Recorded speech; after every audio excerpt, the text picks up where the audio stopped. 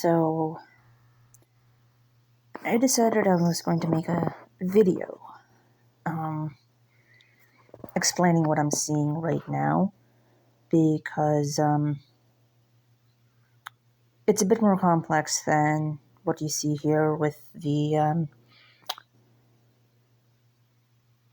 sea surface temperature anomalies. Apologies for my dog shit audio.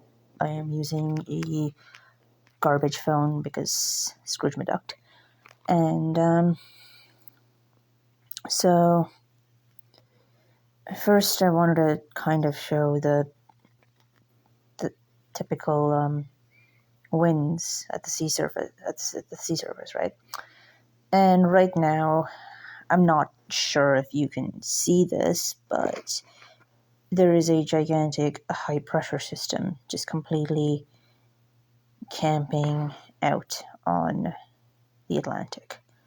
And it's like an extended high pressure system. This is the equatorial Coriolis effect, kind of pushing against the Coriolis effect, right? And this is usually closer to the equator. It moved up a little bit, but it's not too big of a deal. But as you can see, there's actually a significant amount of southern hemisphere energy being pulled into equatorial Africa, where, as you know, it's summer and that's the Sahara, and it's going to condense and kind of form this. There's a low pressure system forming right here. And you can kind of see that as you move up in the heights, you can see the low pressure system forming. So so at what is this 700 hectopascals. Oh my god, I hate that unit. It's using millimeters of mercury. But so yeah, this is where, like, it's the top of it. It's if you imagine the top of a hurricane, it would be the top of that's where it would be exiting, right? But as you can see here, there's still a lot of high pressure systems and sitting there. And so right now it looks calm, but that is a red herring, because you're watching as this system is feeding into what maybe this is going to become the first invest of the season. I think I haven't been really following it. I just watched Null School. I don't really read the NOAA data as much, but because Null School is better. We digest the data, but so that will very likely be, as it moves out to the ocean, it's going to develop into something a bit more significant. So right now it doesn't really seem like much is going on, but you need to understand that you're not seeing anything. You're supposed to be seeing things. The AOMOC has the North Atlantic Current. It collapsed briefly, and I knew it would rebound because, like, this is the Gulf Stream current, and this is why Miami Beach is so nice. This is literally exactly why Miami Beach is so nice. But this is a very typical eddy current, and as a matter of fact, this eddy current helped. This is how I knew Milton was going to strike us, was because this eddy current was pulling in all of the Cape, the Atlantic potential energy, convective Atlantic potential energy, something like that, atmospheric potential energy, something like that. But and since Milton kind of got cranked like a Beyblade, you can understand that that's where the dinosaurs crater is, Chip Club. But so the center of that, it was like cranking up like a Beyblade. But I don't anticipate another Beyblade type event here. But the fact that the AMOC is collapsing, and as I've been talking about it, right, you're watching, and I've been monitoring this for a while, especially after seeing it collapse last year. All of this and this energy, right, and again, this is sea surface temperature anomaly. It's not sea surface. This is like the actual temperature of it. So this is like 28.6 degrees Celsius. You can kind of see where the North Atlantic current is because of its collapse. It's terrifying. This is like anomaly from zero, or based on past data, for this time of year and whatnot. So this is still, it collapsed a while back, but it's still significantly, you can see that it's not right. It's again, it's anomalies. This should ideally be not much from slightly red and slightly blue. So, I mean, it's obvious based on thermodynamics, this is going to flow this way. Then all of that will cool down a little bit, and then it'll flow there. That warm air will be pulled here, and by the end of July, all of this warmth is going to end up here, right? And so now, as we're moving into August and the height of the hurricane season, right? We got all of this, and right now we're in a period of time where we're not seeing anything because the high pressure system is sitting on top of the Atlantic, right? But that's allowing the Cape to build up. And if you see here how much Cape there is here, and all of that warmth and that moisture and potential energy, it's being sucked into and being held almost like a battery behind the Leeward Islands and stuff. So there's actually an extremely good chance that something will develop here. There's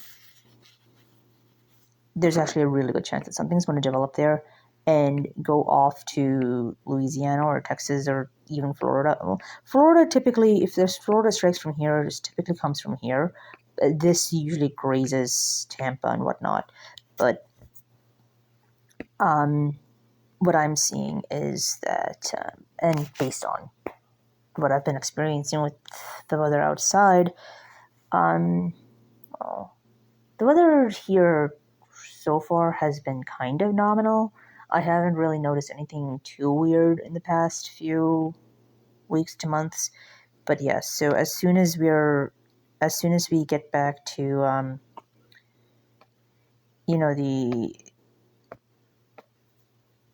the August, September months, all of that warmth will be here, and it'll create significantly more Cape, which until that releases, and it's going to be stored like a battery until that high pressure system goes away. As soon as that low pressure system moves over, whenever that moves over here, just because of the regular Coriolis effect, that's going to end thermodynamics. It's going to restart. It's like an engine, right? When you have the spark plug, right? Unless your stoichiometry is exactly right, you're not going to be able to ignite the engine. But if it's the exact right stoichiometry, you're going to be able to reignite the engine, and it'll be self-sustaining, because when you spark that, the pistons will go up and down and cause the spark plug to refire, and that's why you have to use the battery to turn the car on and spark it so that it self-sustains. You only spark it the once. That's how you can jumpstart cars. And in that same sense, this is almost if I cannot see the spark just yet, because that spark will happen when the Cape energy gets released. When the Cape energy gets released, you're effectively using the stoichiometry of the current situation to restart the AMOC, which will save the planet, but it's going to create the most devastating hurricane season on record, bar none. Because what's going to happen is that all of the Cape that you see all of the cape you see here, that is not cape.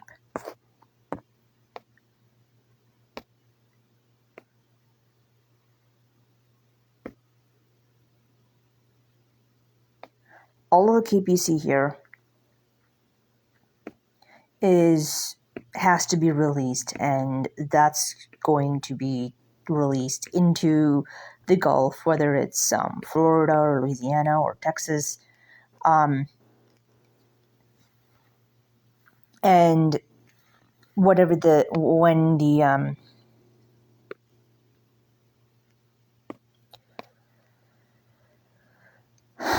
when this energy reaches this thermal energy, once it reaches the coast of Africa and during the height of the hurricane season, because it'll take that long until it reaches there, and the sub-Saharan heat will make use of all of the cape that will be released from that thermal energy.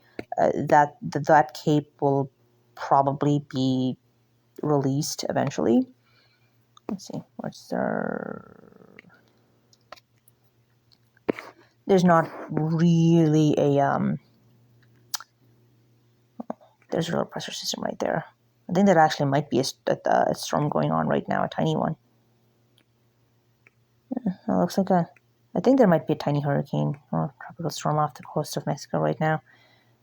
But so right now the cape is being funneled into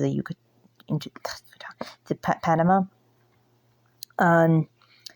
But it does seem like there is this general trend of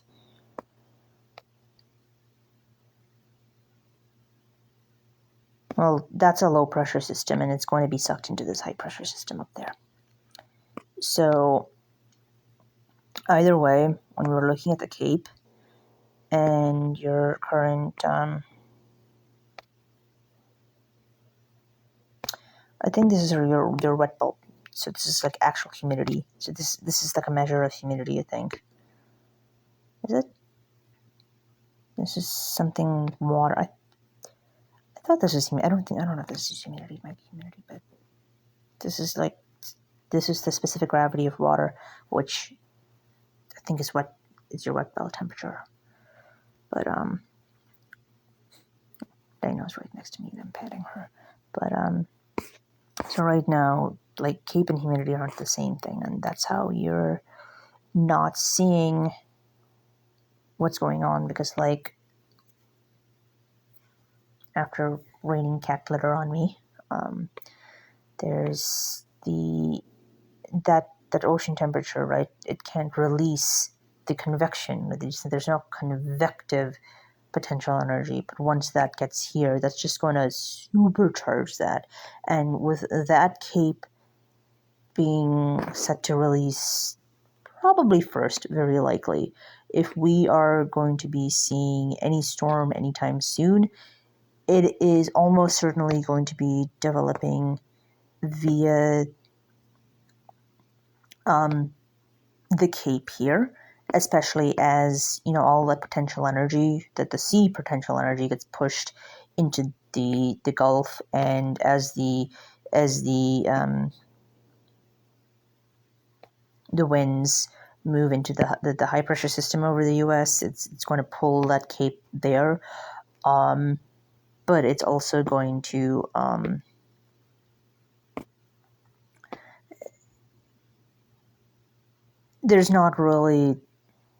it's not going to be that serious in terms of the sea surface temperatures. There's not enough convection to build a storm, but it's very likely that the Gulf is going to get drenched within the next 2 to 3 weeks. But as that is not like the spark, but it's going to start distributing all of that moisture back into the system as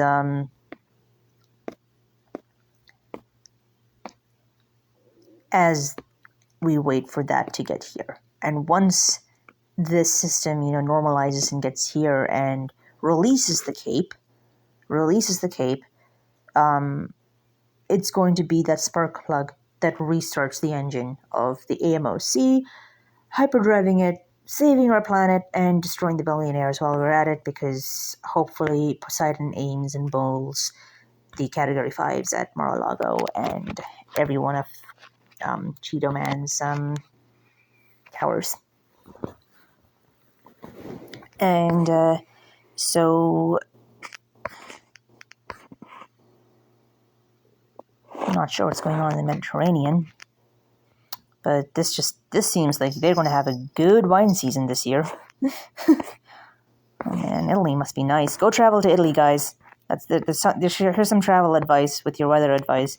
Go take a vacation in Sicily on the beach, or go to Santorini. It'll be very nice. Spain seems like it'll be nice too. But Spain might be cold pretty soon, actually, because that system will eventually merge with this one, cooling down the ocean here. But it'll be really nice and warm in Sicily, so go swim there.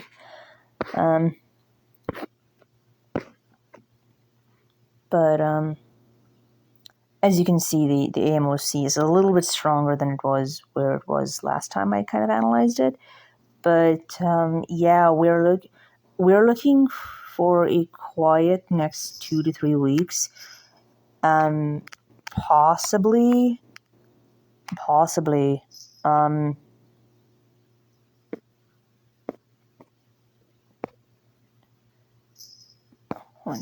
Cape actually.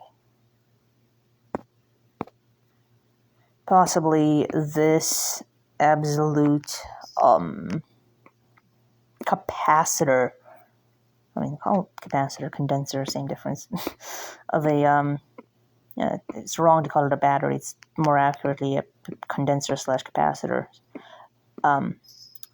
That's going to very quickly develop into an invest, like within the next week. This is going to become an invest within the next week. That system's going to move up here, maybe develop into. I don't even think it's going to reach tropical storm, but it's going to develop into a system that's going to drench the entire Gulf. And but as we move into August, especially into September, all of this bullshit is going to end up here, and in the peak of the season, that's going to just hypercharge and hyperdrive the AMOC, because as soon as that's here, it's going to get sucked into the North Atlantic Current, and that's going to be the spark plug that restarts the AMOC and makes it healthy. But it's going to also pull really warm air into the entire Atlantic basin and completely hypercharge September, October, and possibly November, maybe even into December. I don't think we're going to see Epsilon and Zeta this year because we have a slow start to it. But what storms we do see are going to have some of the strongest. We're going to end up seeing potentially one of the highest accumulated cyclone energy seasons on record. Definitely, I think we're going to maximize Cape, if that's something that's even measured on record. I think this year has like the potentially some of the highest Cape on record. But I would need to see the data to see that. I don't have that data. But if you get that data right,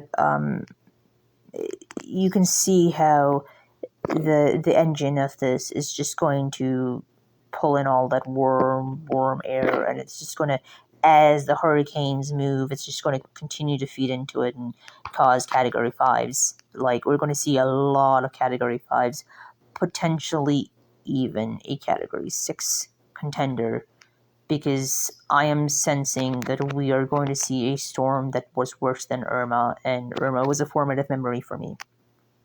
And so this North Atlantic Current, I'm happy to see that it looks healthier. At least the Gulf Stream current it was dying, and now it finally looks healthy again. And but this part is concerning. It seems like the from what I can see, the AMOC has recovered. And it will recover, but not without a devastating hurricane season, because this is going to end up pushing so much CAPE.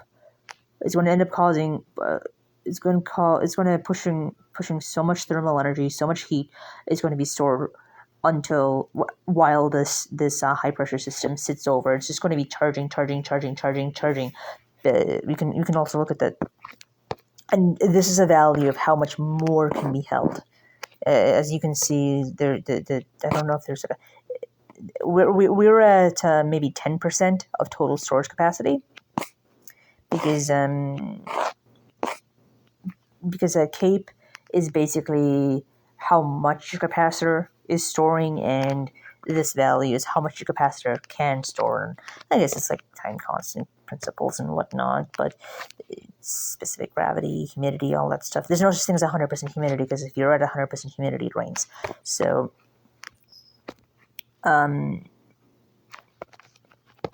that's why you can't just look at sea surface temperatures, because this does not tell you. Have to see the whole story.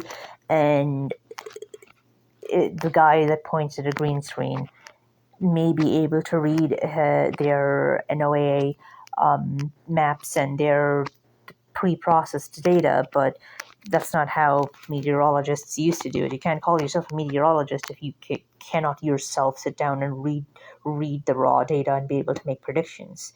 Otherwise, you're just in undergrad with a textbook of pre-processed documents that the computer told you, right? So this one's, let's see here. This is like a value called the misery index, and it seems like it's getting pretty up there. So you see here, it's suggesting that this is kind of getting worse. But as you can see, there's no misery index being listed for the fact that the MOC is collapsing, right? It doesn't measure that. So how do you know that unless you really knew meteorology well enough to understand that that's going to end up causing some cascading effects down the line? So there is a lot of buildup of potential thermal energy here. This is total precipitable water, and there's a lot of this is a type of humidity. I think this is like a metric of actual kilograms per meter squared of water. So this is like actual physical weight of water there, in terms of actual kilogram of water. I think this is total cloud water. This is literally just a cloud map. So this is what it's cloudy outside, and as you can see, there's some cloud cover over Florida, but yeah. Mean sea level pressure. So this is your actual high. This shows you that there's this high pressure system camping. So here's proof that I know how to read high pressure and low pressure systems. So those systems you saw, and I call them high pressure systems because they're spiraling outwards. So that's it's camping on the Atlantic, right? There's your low pressure system that I was talking about. I was talking about how this area was a slightly lower pressure than this higher pressure system, so that whatever's over here, like these almost laminar flow type things, that's going to be that system is going to be pulled up over here, very likely over here, because that one looks a little bit lighter than the surroundings. So this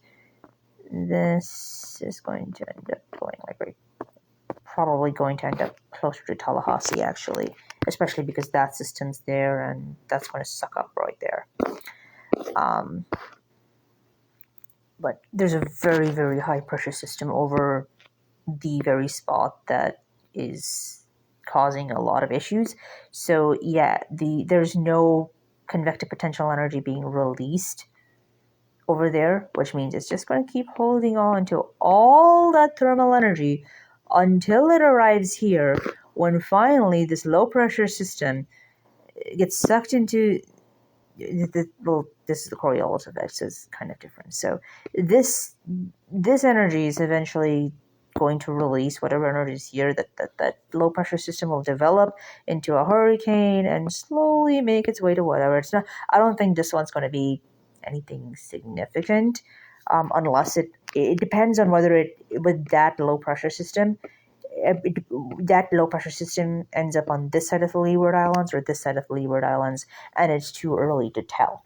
Because whether it's on this side of the Leeward Islands and this side of the Leeward Islands can mean the difference between a Category 1 and a Category 5. And based on just the wind vectors, right? It does seem like it will be pulled and pushed into the bottom of the Leeward Islands and utilize all the cape that's there. So whatever that was may end up getting sucked into this area. If it does not get pulled up over here, just the way that these vectors look. If it ends up in this basin, it's going to be very, very powerful. But again, it's a little too early to tell for that. Yeah, that's meteorology for you. I mean, that's my current update on. Here's your relative humidity. It doesn't look that humid, but this is the value that gets very dangerous. This is the convection. This is really what forms the hurricanes. But most people will look at this and think that, oh, the weather is not. That's not how meteorology works. So yeah, don't tell me that you're sentient unless you can multiply higher dimensional tensors and visualize the entire global climatology map. Like I could go around and predict the rest of the entire world. Like I could do my equal rectangular projection and see how everything is and see what affects us. But we're focusing on North Atlantic hurricane season right now, and yes, the other seasons do affect us, but more longitudinally over El Niño and La Niña scale seasons, and it's worth mentioning that we're not just going into a La Niña season. We're going into a La Niña seasons during the solar maximum when the poles are flipping to the point where I saw an aurora flash from my house during the power outage that Milton caused, when I was also sitting here and doing this exact same thing, freaking out over whatever was going on in this basin. Like, trust me when I say that you don't want to ignore Florida Man, and this is literally the point of the sci-fi movie where the quiet, introspective scientist is telling everybody that we actually do have to freak the fuck out, and that we should not be ignoring the climate problems, especially as we're moving into the age of AI and sustainable data centers, and people are demanding more energy for their hubristic desire to destroy the earth because humanity is a parasite and the white blood cells of nature are trying to get rid of us for destroying her. And I don't blame her at all for that. And so I'm trying my best, and I'm actually working on networking, and it's going well. I'm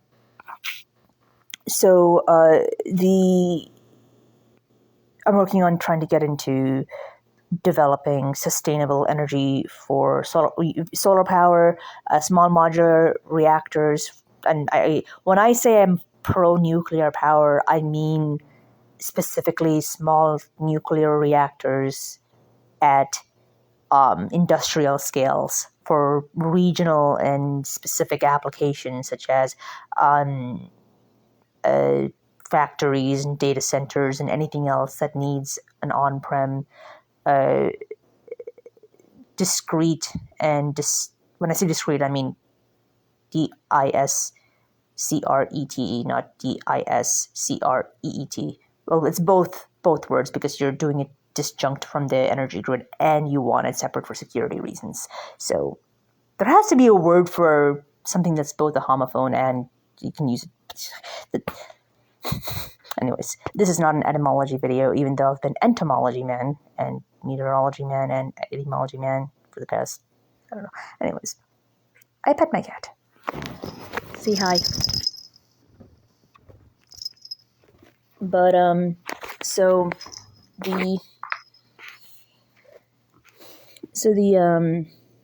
the problem is that if we're not, people are trying to destroy the world by burning Jurassic sludge to, I don't even think it's Jurassic. I think it's even before Jurassic. It's like Paleolithic sludge, maybe. It's older, it's ancient algae. But yeah, so the viruses want to burn the Paleolithic sludge to destroy the world, and I'm not going to let them, because I'm going to be out there building cheaper and cooler energy sources and more efficient energy resources, and I want to destroy the bourgeoisie by just giving everyone free energy, because if anyone knows me, they know I'm Nikola Tesla, or that Nikola Tesla hangs around me. This channel's old enough to very clearly see that. I'm one of the oldest channels on YouTube. But so that's my July-ish a Lack of El Niño predictions, and it's a reference to one of my oldest. When I was in 8th grade, I sang a song, a parody of Eye of the Tiger called Attack of El Niño, but it's now a Lack of El Niño because it's an attack of La Niña, which Attack of El Niño attacks Pacific technically, but El Niño attacks us. So, La Niña attacks us. So, it's the La Niña season, the Atlantic is warm. Rising up are the sea surface anomalies. Florida, I got a reason.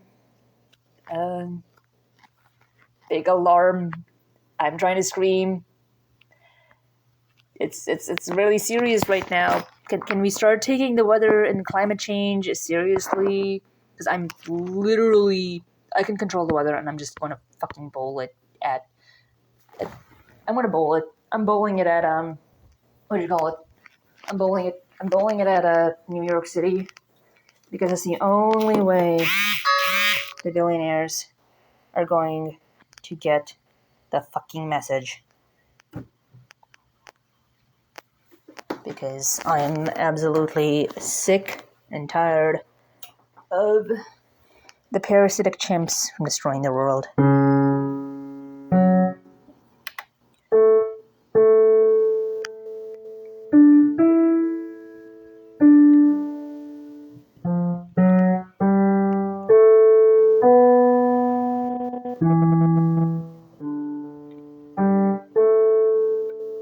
I don't know if Jake Gyllenhaal plays the piano, but yeah, we're kind of on track for this bullshit, and I'm aiming.